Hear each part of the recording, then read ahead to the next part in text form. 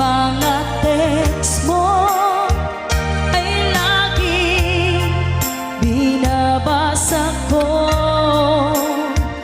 upang ang lungkot